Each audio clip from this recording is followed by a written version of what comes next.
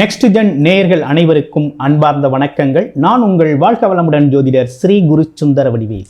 இப்போ பாருங்க, இந்த 2025 கார்த்திகை மாதம் அப்படிங்கிறது மிகவும் சிறப்புக்குரிய மாதமாக இருக்குது. கார்த்திகை மாதம் அப்படின்னு எடுத்துக்கிட்டோம் அப்படின்னாலே இந்த மாதத்தில் தான் பார்த்தோம்னா பரணி தீபம், திருவண்ணாமலை கார்த்திகை தீபம் அப்படிங்கிற ஒரு விஷயம் ரொம்ப சிறப்புக்குரிய ஒரு விசேஷமாக இருக்கக்கூடிய ஒரு அமைப்பு. சரி, இது எதுக்காக செய்யணும், என்ன மாதிரி வழிபாட்டு முறை அப்படின்னு எடுத்துக்கிட்டோம் அப்படின்னா, பரணி தீபம் அப்படிங்கிறது ரொம்ப முக்கியமுங்க. ஒவ்வொரு வீட்லேயும் கண்டிப்பாக பரணி தீபம் அப்படிங்கிறது ஏற்றியே ஆகணும்.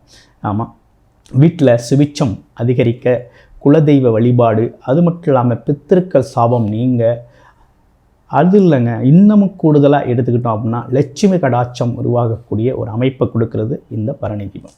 அடுத்து திருவண்ணாமலை தீபம் பார்க்குறது அப்படிங்கிறது அனைத்திற்குமே ரொம்ப மிகவும் உகந்ததாக இருக்கக்கூடிய ஒரு அமைப்பு தான் திருவண்ணாமலை தீபம். அப்போ திரு அண்ணாமலையார் வழிபாடு அப்படிங்கிறதும் ரொம்ப முக்கியமான ஒரு விஷயமாக இருக்குது.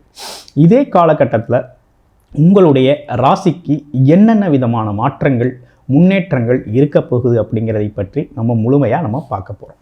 அப்படி பார்க்கையில் இந்த மாதம் கார்த்திகை மாதம் அப்படின்னு எடுத்துக்கிட்டோம்னா கிரக மாற்றங்கள் அப்படின்னு எடுத்துக்கையில் பார்த்துங்க, கிரக மாற்றத்தில் மிக முக்கியமான கிரக மாற்றம் அப்படிங்கிறது சனி பகவான் வக்ரவ நிவர்த்தி அப்படிங்கிறது இந்த மாதத்திலே அடைகிறார். சனியை பார்த்து பயப்படாதவங்க ஆளே இல்லை, சனி பகவானை பார்த்து. ஸோ அவரோட வக்ரவ நிவர்த்தி அப்படிங்கிறது மிகவும் முக்கியத்துவம் வாய்ந்ததாக இருக்குது.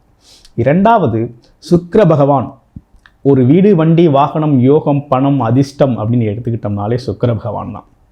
அந்த சுக்கிர பகவான் பார்த்தீங்கன்னா இவ்வளவு நாளாக நீசகதியில் இருந்தவர் இப்போ தான் பார்த்தீங்கன்னா ஆட்சி பலம் பெற்று இருக்கக்கூடிய இவர் இரண்டாம் காலச்சக்கரத்தின் 8ஆம் இடத்துக்கு மாற்றம் அடைகிறார்.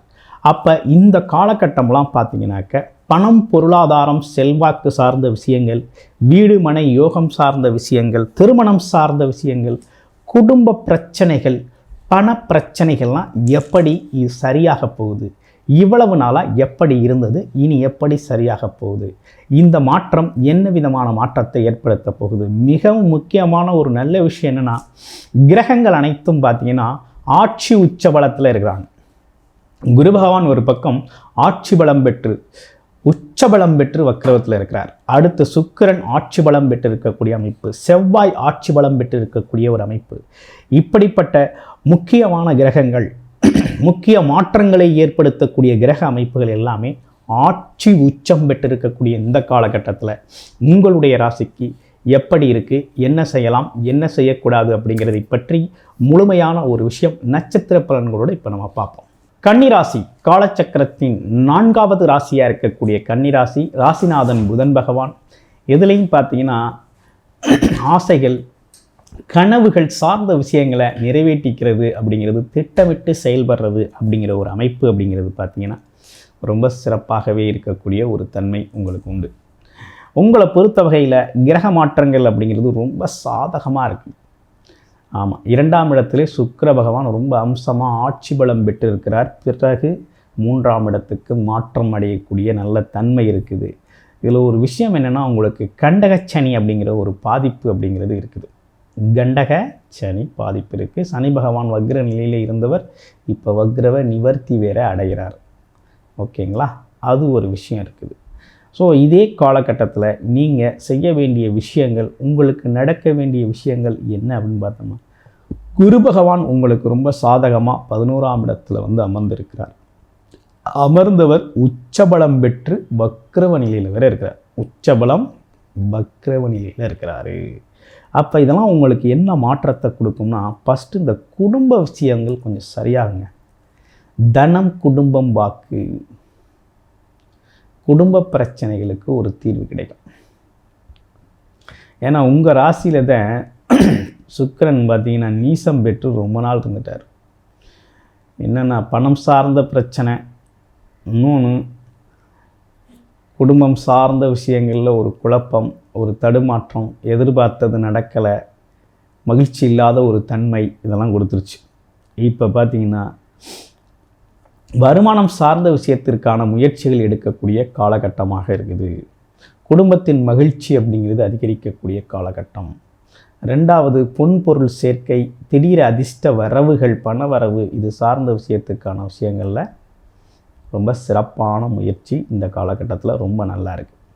அடுத்து அண்ணன் தம்பி உறவுகள் சார்ந்த விஷயங்கள், இதில் இருந்தக்கூடிய கசப்பான விஷயங்கள்லாம் மறைஞ்சு ஒற்றுமை அதிகரிக்கக்கூடிய காலகட்டம்.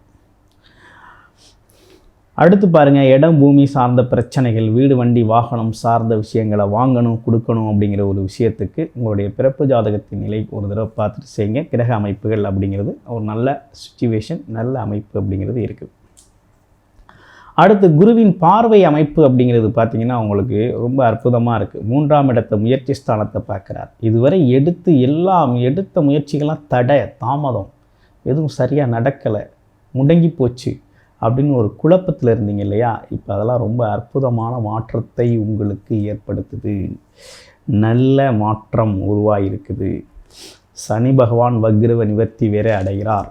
கண்டக சனி பாதிப்பு அப்படிங்கிறது பார்த்தீங்க அப்படின்னாக்க ஒரு பக்கம் இருந்தாலும், குரு பகவான் 11ஆம் இடத்துல இருந்து உங்களை பாதுகாப்பு அப்படிங்கிற ஒரு விஷயத்தில் முயற்சி எடுக்க வைக்கிறார். அதே நேரம் மனம் சார்ந்த விஷயத்தில் இருக்கக்கூடிய தடுமாற்றத்தை போக்கக்கூடிய ஒரு அமைப்பு அப்படிங்கிறத கொடுக்குறார்.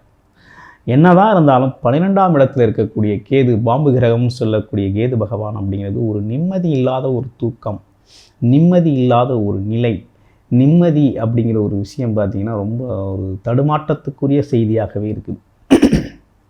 அப்போ இந்த விஷயத்தில் பார்த்தீங்கன்னா உங்களுடைய 12ஆம் இருக்கக்கூடிய கேது பகவானால் பார்த்தீங்கன்னா ஒரு அடிக்கடி மருத்துவமனை செலவு, அது மட்டும் இல்லாமல் பார்த்தீங்க அப்படின்னா ஒரு நிம்மதி இல்லாத உறக்க நிலை, ஏதாவது ஒரு அசை போட்டுக்கிட்டே இருக்கிறது, இப்படிப்பட்ட விஷயங்கள்லாம் நடக்கக்கூடிய ஒரு அமைப்பை கொடுக்குது. இந்த குரு பகவானின் 11ஆம் இடத்து பார்வை அப்படிங்கிறது பணவரவு, பொருள் வரவு, லாபம் தரக்கூடிய ஒரு அமைப்பு, எதிலும் ஒரு சந்தோஷத்தை கொடுக்கக்கூடிய அமைப்பு, பதவி உயர்வை தரக்கூடிய அமைப்பு, வேலை தொழில் முன்னேற்றத்தை தரக்கூடிய அமைப்பு, இந்த மாதிரி விஷயங்களில் நல்ல மாற்றத்தை உருவாக்கியிருக்கு. உங்களுடைய பிறப்பு ஜாதகத்தின் நிலையில் என்ன தசாபுத்தி அமைப்பு இருக்குங்கிறத பார்த்துட்டு பலனடைங்க. ரொம்ப அற்புதமாக விஷயங்களை இந்த காலகட்டத்தை கடந்து போகலாம்.